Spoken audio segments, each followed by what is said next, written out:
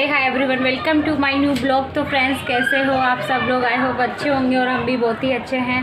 तो फ्रेंड्स, आज का ब्लॉग है, हमारे यहाँ एक छोटी सी पूजा है, तो वो ही दिखाने जा रहे हैं। और अभी हो चुके हैं सुबह के 9:30 और अभी हो चुके हैं नहा धो के रेडी। तो अभी होते हैं हम तैयार, फिर मिलते हैं आपसे। कौन सी पूजा है हमारे यहाँ, तो आगे ब्लॉग में बने रहना, बहुत ही मज़ा आने वाला है आज की पूजा में। फ्रेंड्स, जो रजनी दीदी है, मिट्टी की जो 16 गणगौर बनाते हैं वो वाली गणगौर बना रहे हैं हम लोग। रजनी दीदी बना रही है यहाँ पे 16 गणगौर, जो हम पूजा करे थे उसके 1-2 दिन पहले ही बना लिए थे ये। तो देखिए छोटी छोटी सी गणगौर बन गई है हमारी। तो फ्रेंड्स, अब हम करने जा रहे हैं गणगौर पूजा, और हमारे गणगौर पूजा में देखिए कौन कौन है, तो हम मिला रहे हैं आपको उनसे। तो ये देखो गुड़िया जी है, और ये हमारे छोटा सा बच्चा है, और ये देखो रजनी दीदी है। हाय करो नीतू। हाय। तो चले गणगौर पूजा के लिए? हाँ चलो, तो फिर हम चलते हैं गणगौर पूजा के लिए। पहले ही काफ़ी लेट हो चुके हैं और सभी लोग हमारा इंतजार भी कर रहे होंगे अभी। तो ठीक है। एक समय की बात है, भगवान शिव और माता पार्वती पृथ्वी पर भ्रमण करने के लिए निकले। शिव जी ने पार्वती जी से पूछा कि आप 12 महीने के रास्ते से चलोगी या 6 महीने के रास्ते से? तो पार्वती जी बोली, मैं 12 महीने के रास्ते से चलूंगी। तब शिव जी ने पार्वती जी से कहा कि संसार के लोगों के दुखों को देखकर आप कोई भी हट नहीं करोगी। पार्वती जी मान गईं। अब शिव जी पार्वती जी को लेकर चलते हैं, तो रास्ते में देखते हैं एक घोड़ी कष्टा रही थी। उसके बच्चा होने वाला था और वो दर्द में थी। तो उसकी पीड़ा देखकर पार्वती जी ने पूछा, ये घोड़ी क्यों कष्टा रही है? तो शिव जी कहते हैं कि ये माँ बनने वाली है। तब पार्वती जी बोली कि माँ बनने में इतना कष्ट है, तो आप मेरे तो गांठ लगा दो। शिव जी कहते हैं, अभी आगे चलो। तभी रास्ते में एक राजा का राज्य आता है। वहाँ दूर दूर तक शांति और उदासी फैली होती है। वो उदासी देखकर पार्वती जी पूछती हैं कि यहाँ सब उदास और शांत क्यों हैं? तब गांव के लोग कहते हैं, हमारे नगर की रानी माँ बनने वाली है और कष्ट में है, इसीलिए हमारे गांव में उदासी छाई है। तब पार्वती जी फिर शिव जी से कहती हैं कि माँ बनने में इतना कष्ट है, तो आप मेरे गांठ लगा दो। वो शिव जी के पीछे पड़ जाती हैं, पर शिव जी उन्हें ये कहकर आगे बढ़ जाते हैं कि यदि एक बार गांठ लग गई तो दोबारा नहीं खुल सकती। अब जब वो आगे बढ़ते हैं तो देखते हैं कि रास्ते में एक गाय कष्टा रही थी। उसकी पीड़ा देखकर पार्वती जी फिर बोली, माँ बनने में इतना कष्ट है, तो आप मेरे तो गांठ ही लगा दो। पार्वती जी हट करने लगी, तो शिव जी ने पार्वती जी के गांठ लगा दी। अब वो दोनों आगे बढ़े तो एक गांव में पहुंचते हैं। उस दिन गणगौर का व्रत था। बगीचे में गांव की औरतें गणगौर का पूजन कर रही होती हैं। वो पार्वती जी को देखकर वहां आ जाती हैं और पार्वती जी की पूजा करने लगती हैं। इस पर खुश होकर पार्वती जी उनको सारा सुहाग बांट देती हैं। शिव जी पार्वती जी को ढूंढते ढूंढते वहां पहुंचते हैं, तो पार्वती जी को फूल और पत्तों से ढका हुआ पाते हैं।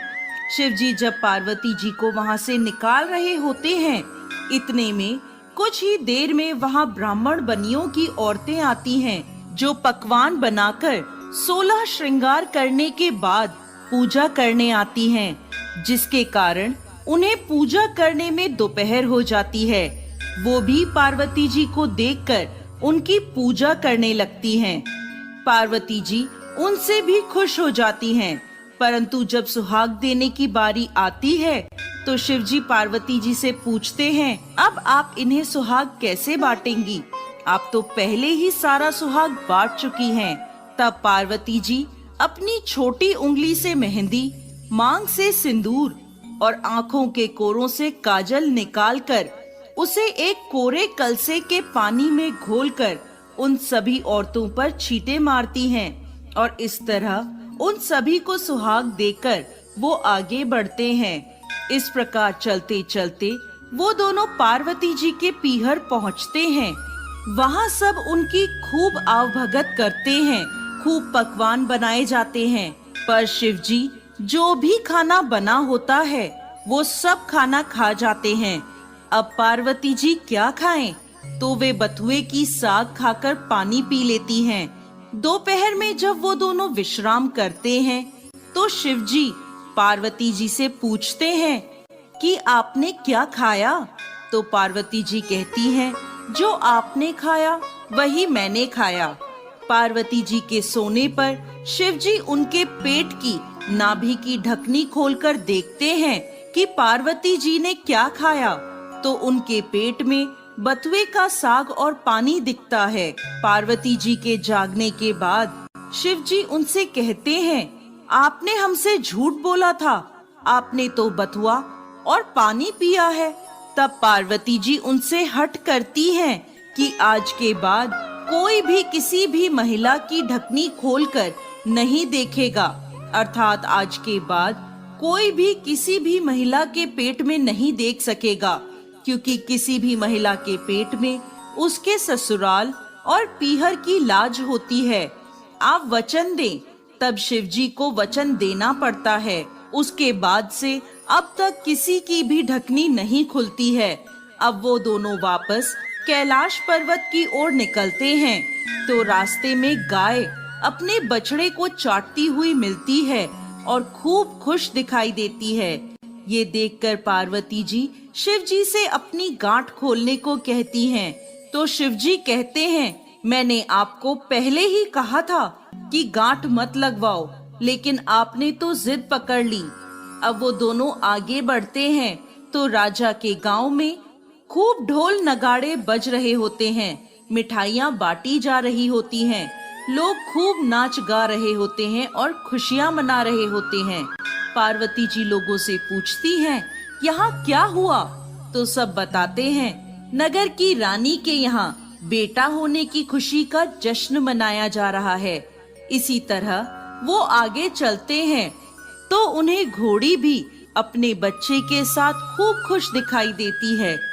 ये देखकर पार्वती जी फिर शिव जी से गांठ खोलने की जिद करने लगती हैं। तो शिव जी कहते हैं, मैंने आपसे पहले ही कहा था गांठ मत लगवाओ। यहाँ मृत्यु लोक में हर चीज आपको लुभाएगी, परंतु आप नहीं मानी, आपने जिद पकड़ ली। पार्वती जी के फिर हट करने पर शिव जी पार्वती जी की गांठ खोल देते हैं और वो दोनों कैलाश पर्वत पहुंच जाते हैं। हे भगवान शंकर, जैसे पहले माता पार्वती के गांठ लगाई, किसी पर भी गांठ मत लगाना, और जैसे बाद में पार्वती जी की गांठ खुली, वैसे इस कहानी को कहते, सुनते और हुंकार भरते सभी को अमर सुहाग दे। जी हाँ दोस्तों, गणगौर का त्योहार होली के बाद दुल्हंडी से शुरू हो जाता है और 16 दिन तक घर की कुंवारी कन्याएं एवं विवाहित महिलाएं ईश्वर के रूप में शिव जी की और यहाँ पे देखिए ये हो रही है हमारी सूरज पूजा, जहाँ से कथा वथा सुन के और सूरज को अर्घ देते हैं, सूरज पूजा बोलते हैं इसको। तो ये कर रही है गुड़िया जी और हम भी करेंगे अब सूरज पूजा। तो सूरज पूजा हमारी हो गई है, कथा वथा बहुत अच्छे से सुन ली है हमने। और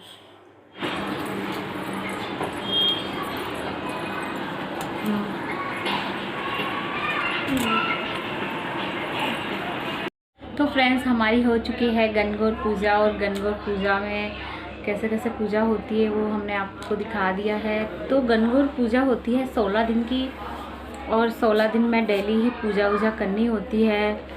और इसमें गणगौर का विंदोरा भी निकालते हैं, और जो दूल्हा दुल्हन जो छोटे बच्चों को बनाते हैं वो भी बनाते हैं इसमें। पर 16 दिन की पूजा होती है तो वो तो हम एक वीडियो में आपको नहीं दिखा सकते, तो हमने आपको सिर्फ एक ही दिन की पूजा दिखाई है। और जिस दिन अब बड़ी गणगौर होगी तो उस दिन मतलब हमको किसी ने इनवाइट किया है, तो हम लोग वहाँ जाएंगे। वो गणगौर का उजीना कर रहे हैं, तो उस दिन का तो इम्पॉसिबल होगा वीडियो बनाना। और मतलब जिस दिन जो बड़ी गणगौर होती है उसके दूसरे दिन इसका करते हैं विसर्जन। तो विसर्जन करते हैं, तो जिस दिन विसर्जन करते हैं तो वहाँ जहाँ नदी या तालाब वगैरह होते हैं और वहाँ जाते हैं और सभी लोग जाते हैं काफ़ी धूमधाम से। तो फ्रेंड्स, जो हमारे यहाँ गणगौर कैसे पूजते हैं और कैसे मनाते हैं तो वो तो मैंने आपको बता ही दिया है। और जो कोई मेरे से भूल हुई हो तो वो आप मुझे कमेंट्स में बता सकते हैं कि मेरे से क्या भूल हुई है। तो फ्रेंड्स, आज का वीडियो आपको कैसा लगा? अच्छा लगा तो इसे एक लाइक कीजिए, सब्सक्राइब कीजिए और बेल आइकन के बटन को प्रेस कीजिए ताकि हमारी आने वाली वीडियो की नोटिफिकेशन आपके पास सबसे पहले पहुँचे। तो फ्रेंड्स, आज के लिए बाय बाय, गुड बाय।